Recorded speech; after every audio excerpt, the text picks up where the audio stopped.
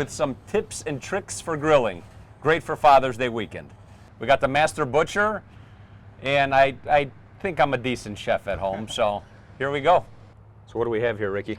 So over here in the table, we got two nice strip steaks with the bone in. It's also known as Kansas City strip steaks. Beautiful. We got two center cut rib pork chops with the French style like this, and we got two chicken kebabs. These are pre-marinated, I see. They are pre-marinated, pre-made, and ready to go. And for these, we're going to use some of our favorite seasonings. I've tested all this at home, but local company, great on any steaks. It really has a complete flavor. You don't need to add salt, pepper. I mean, it's robust and it's very fresh. If you smell it, it's not some dried out, herb mix that's been sitting on a shelf for 5 years. These guys know what they're doing. Great on steaks. Second City Prime. All right. Why don't you take care of the steaks while I'll take care of the pork chops? Another local company, Till's Rub. What I like about this is it's not salt-based, so there's a lot of flavor. I personally love it on pork, but I do add a little bit of salt. There's brown sugar, paprika, and it comes in 3 different heats. This one's right in the middle, so it's got a little bit of a zip, but it works with the kids, and I personally love it. So Putting that on what? I'm going to put that on the pork chop. So I'm going to put a little bit of salt, only the finest. If you're going to use salt, not all salt is created equal. This is hand harvested from Greece. It's excellent. A little bit of salt, and then I'm going to coat them with this Till's Rub. So you Sounds take care great. of the steaks. I'll take care of the pork chops. The chicken's ready to go. These are thick.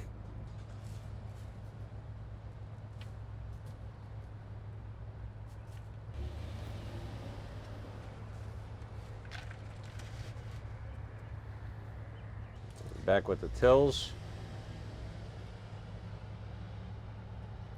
It's a local guy, like I said, local company based out of Downers Grove. Doesn't get much more local than that. I've been using this for years. We've been selling it for years, and I mean, everything from pork chops to asparagus. This seasoning is very versatile. Give it a nice color to the pork too. Absolutely. So we'll let that sit there for a minute. Let me get out of your way. Rick, you go ahead and get those steaks taken care of. Okay. So we're gonna have these Kansas City strip steaks and this Second City Prime steak seasoning. That's my favorite, and actually we sell this stuff in the top of the meat counter. I always recommend this for the customers for any beef. These ones go any beef. You can use it in burgers, fillets, steaks, ribeyes. This stuff is great. And you can mix it up with another teriyaki to make like a flank steak or skirt steak looking good. So for this guy, we're just gonna use this other side. See how much color there is in that? I mean, it's truly a unique blend. Yes. You're not just coating it in basic salt and pepper. Yeah, you don't have to add anything else. Yes. Got I read in the ingredients. Got garlic, some mushrooms actually, and just the finest ingredients. In a thick steak, as you say, it's always to have a generous amount, but not way too much, because it's a nice and thick piece of meat, so it needs to be a nice rub like this. So JP, how you clean up your grill? Look, it looks like you've got a good system, so I'm going to learn from you. I have my own method, but I'm curious to see what you do. Well, actually, I got a few methods, but the one I think works the best is, so I turn on the grill all the way through, and I close the lid maybe for about 5 minutes. That way it's a nice temperature and all the fat and everything melts from there. And I leave the lid closed for a little bit. Then I open it up, and I just use an onion. As you can see, I just cut the onion right in half, and I actually put the onion in here, and I just clean it with the onion. This is a really, really old trick, but works excellent for me. I see a lot of people do this. Some people they clean it up with aluminum foil. I really love this method. Well, you know. and it's natural. It's natural. You know, you don't use any chemicals or anything. And you know, it's in order to get a nice steak, you need to start with a clean grill. That's number one step. And probably some people, you know, just skip the clean grill stuff. You don't want to be tasting what No, you ate, what you yes. cooked 3 days ago. Yeah, right? you don't want to see like a salmon flavor or shrimp, fajitas, whatever you cook in your grill. So sounds great. Let's get these bad boys on the grill.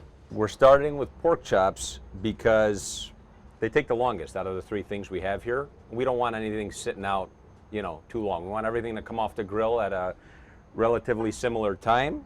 These are thick. You want to cook them through. It is pork, so you're not gonna, you know, have your medium steak that I'm sure Ricky will get to in a second. But these take their time. You don't want to, and you'll see here my little tactics. But you want to grill nice and hot. So we'll set these bad boys right on this grill here. You hear that sizzle? That salt's gonna melt away here. And these are thick. How thick are these, Ricky? 1.25 inches thick. 1.25 inches. You know, on a grill, I think you're limited. You know, 2 inches or less. If you're going thick. I wouldn't do anything thicker. It makes it very complicated to really cook it all the way through without charring and drying out the outside. When you do that, you gotta use like indirect heat. Yeah. You sear both sides, then you put it in the indirect heat. Hey, that's my. I'm gonna do that somewhat on. You know, even with these pork chops, I like to sear both sides, and then you either move them to the second level, or if they'll stand up on their own, I actually stand them up on the bone. That's correct. So, but let's get the sear on both sides first. Ricky, why don't we get the kebab started? I think That's think the it's a good perfect time. timing. So let's do this. So these kebabs that are already pre-made and the pre-marinated, it's everything ready to go. This guy's got a. You make more than just you have chicken and what other varieties? Well, we actually got kebabs from everything. We got sirloin kebabs, we got chicken kebabs, we got pork tenderloin kebabs. We also got salmon kebabs, and we got shrimp kebabs. So we got everything covered. So you got the whole spectrum. Yes, sir. Ricky, how long till you flip the kebabs? How do you know? About 3 minutes aside. You know, in a kebab, you pretty much got like a nice square. So you actually got 4 sides to flip. That way, you know, you got some char grills, grill on all 4 sides. All 4 sides. So Ready for the steaks or Yes, not sir. quite? let's start. Let's get those going. Let's start get those on. I'm getting hungry. Look at that. Beautiful. Well, for the steaks, you usually want a really, really hot grill. You want to sear it about 3 minutes aside, flip it, and another 3 minutes, and just keep it in the wagon in indirect heat. So searing is, so you got a hot grill. You're going to put the steak on it, and you're going to let it cook from the outside. You know, that way you got a nice char in the outside. You lock in all the. You're locking all the flavor, all the juices in the inside, and it's gonna be beautiful. Let me check on my pork chops. So, beautiful. I will either stand it up like this, right? The grill's hot. The entire grill's hot. Now it's almost acting as an oven. Indirect heat. You're cooking, you know, right where that bone is. If you ever have a thick cut pork chop and you're like me, you like to grab it by the bone once you're done. I don't like it when it's undercooked in that inner side. Standing it up on its end here actually cooks it very nicely. And you're not burning the meat because it's right up against the bone. You want to use a second shelf because they won't stand up? That works the same way as well. Yes. I just find this to be a little fancy. And it looks cute. So, absolutely. So let's flip these steaks. It's been about 3 minutes. You got one side done. Let's do the other one. Look at that. You can hear the sizzling. You actually see the grill marks, and that's cooking perfectly. Let's do the kebabs a little flipping here. Same thing. You guys cut them so perfectly, they do stand up on Yes, sir. all sides. And you want to have a kebab nice and square. That's a sign of a master butcher right there. Right there. How they looking? They're looking really good. Usually, like the more hot area, hot zone in your grill is usually the middle. So you always want to put the stuff on the middle. Oh, and that's that grill by grill. I don't know, what your experience is, but every grill is, there's always uneven cooking. That's You got to know what you're going to put where. So That's whether it's gas or charcoal, obviously with charcoal you're controlling it, and you might want to make one side hotter than the other, but gas grills do not cook evenly. They never do. What do you like best? I love charcoal.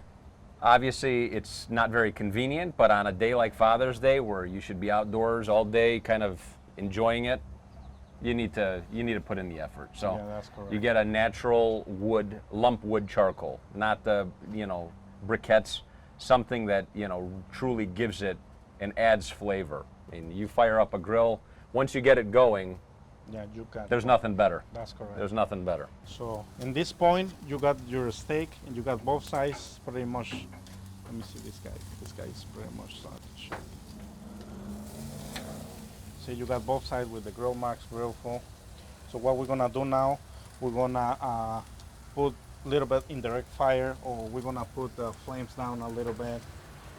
At this point, yeah, we're cooking. You need to make sure the inside of all three of these proteins is fully cooked or cooked to your liking. Yeah, in this point, what you wanna do is just don't play around with the meat too much. Flip it every 30 seconds. It's not gonna make a difference. So you're just gonna let it cook slowly, and you're good to go. See this? I can tell by the texture and how firm the meat is that we're not there yet. It's getting there, but this right here would be too medium for most. That's correct. Okay, so we're gonna give it a little time. Once again, we're not charring anything, we're not burning any of the meat. It's cooking nicely as if it were in the oven, standing up the way it is. So let's use a little trick in here. You're using one trick, let's use another trick. Because when you're cooking, for a big family, you're always multitasking. You're cooking sausages, kebabs, steaks, pork, all kinds of proteins in here. So when you're in this point, you want to use indirect heat in the steak. So just let's put it right here on top. So how are we looking, Ricky? Looking pretty good. You want to take these guys off? Yes, sir. So you got both sides nice and cooked. So you see the char on the outside, that looks beautiful. So we're gonna put those off, and we're gonna put these direct heat here while they cook slowly. But these guys are pretty much done. Let's take them off. Let's do that. I'll help you. Let's put this here. Let me bring a knife. So now, What's Ricky's trick of the day here? Now that we've taken these off, something that a lot of people don't do because they're hungry. Maybe they've had a few cocktails, a glass of wine, and they get this beautiful steak off the grill. What do you not do? well, you don't want to cut it right away. Bingo. You don't Bingo. want to cut this steak right away. You're gonna let it rest for maybe 2 to 3 minutes. Some people do 5. I don't like to give it 5 minutes for one reason. The steak gets cold, and I don't like a piece of steak cold. Nope. So I let it rest for about 2 to 3 minutes tops. That way, all the juices and everything come back from the meat. Because if you cut this steak right now, It'll bleed out. it bleed out and it's gonna Yep. make a mess in your table. So you're gonna let it 2-3 minutes. Let it sit. and let it sit for 3 minutes. Let's go get a nice sharp I'll knife go so get we a- can. Yes. Be right back. Look at that. So this is the moment you're waiting for. After 2-3 minutes to having a little rest into steaks, give it a chance to the juices to come back from the meat. So you're gonna carve this steak. So what I do all the time, I separate the bone from the meat. But once you carve this bone here, That's my favorite. I don't know about you, but I start with this, I end with that. yeah, this part is the most delicious because you got the flavor from the bone, you still got some meat in there, and it tastes beautiful. Absolutely. So let's do the other one too. Remember that these strip steaks got a small bone, lots of flavor. And one more trick that I got, when you're serving a steak for a crowd, you know what I mean? Sometimes you got 10 people in your house, everybody likes different, some people like a little bit more done than other people. So you always want to go under and never over. You always can put a small piece of meat in the grill for a guest that doesn't like it, you know, too red. Yeah, and if you're cooking multiple steaks, maybe That's you leave correct. one on a little bit more. But the other thing that I've done lately, I leave everything on a big cutting board. So I'll slice everything up. I'll leave it on a cutting board, and when it's time to eat, you know, the ends might be a little bit more well done than the center, and let people pick and choose what they want. That's correct. So So let's do that now.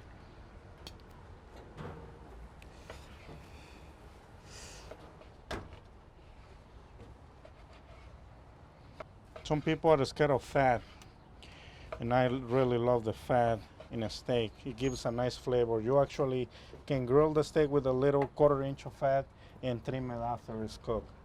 So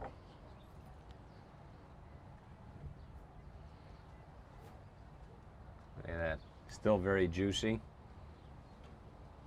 beautiful. see, you got the nice char from the outside, but you still got nice and pink and juicy. You can see the juices coming in there, and it's beautiful. And you still got your nice bone here, This is mine. the snack. All right, let's take a look. I think it's safe to say we could take the pork or the chicken kebabs off. Yes, so the chicken kebabs, we actually put it up here because you know you want the chicken to be cooked truly. So you still got the char in the outside, but it's still juicy in the inside, you see? The meat is nice and tender, so we're actually good to go on the chicken kebabs. Take them off. Yes, sir. Set them back over here. See, the vegetables are perfect. The chicken is good. The tomatoes might be a little bit overcooked, but that's fine. Yeah, and I think they always are. I Yeah, mean, they always are. because- tomatoes are delicate. Yeah. Pork chop test. Looking good. Let's go ahead and take this bad boy off. You see that Till's rub? Gives it a nice color. It looks beautiful. Have you tried this yet? Have you tried that Till's rub? Not yet, but we will. You're gonna take that home for Father's Day. You gotta light up the grill and you know, we had it standing on the bone like that, but notice all the meat. You know, you've got a little bit of char. You could tell it was done on the grill, but we cooked it through while it was standing upright, which, let's let them rest for a few minutes as well, and we'll cut them open. I know you are an expert on the grill, and you know you always got like a gut feeling like when the things are done. But for the people who doesn't know Try- exactly what temperature this goes, so as we told, pork supposed to be cooked in 165 internal temperature, and always you gotta check the temperature when the meat is standing on the table. Some people take the meat thermometer to the grill, so it's gonna be super hot. Yep. You know what I mean? Well, and depending on what it is as well, it continues to cook, right? So if you're gonna take it off and you're gonna keep it covered, or it's a thick piece of meat, you know, you got to give it a little give. Absolutely. Yep. Absolutely. So you're looking for about 165 on pork for well done, but you don't want to go all the way through. You want to go maybe 155, you know, to have nice juicy inside. Yep. In the steaks, you know, everybody's different. Yep. So I recommend you 145 internal temperature. At most. I think steak's definitely got a wider spectrum. You know, if I'm cooking for my dad, he wants it well done. If I'm cooking for my wife, you know, she wants it medium rare. So it's, you know, the range is definitely much wider on beef, you know, as opposed to the chicken and the pork. That's correct. Let's cut into this pork chop and see if it's as juicy as your steak. So I'm just gonna split this guy right down the center here and show you how, look at that. It's thick, it's juicy, it doesn't have that stigma. You know, a lot of people think a pork chop needs to be, you know, charred to the point where it's like cardboard. It does not need to be. So we seared both sides, and then gave it some indirect heat and let it cook all the way through. And Ricky, you're gonna have to try this, but I think it's a beautiful.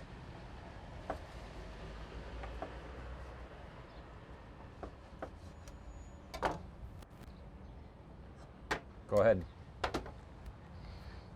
Master Butcher. Well, I gotta give you this. The pork chop is cooked at perfection. You see the char in the outside, Yep. and you see it's still dripping the juices from here. So it's beautiful cook. Salt, seasoning, flavor.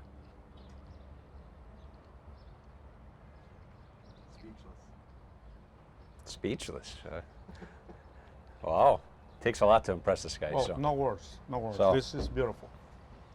Well, I'm gonna try your steak since you tried my pork chop. So let's go over here with this beautiful piece of strip.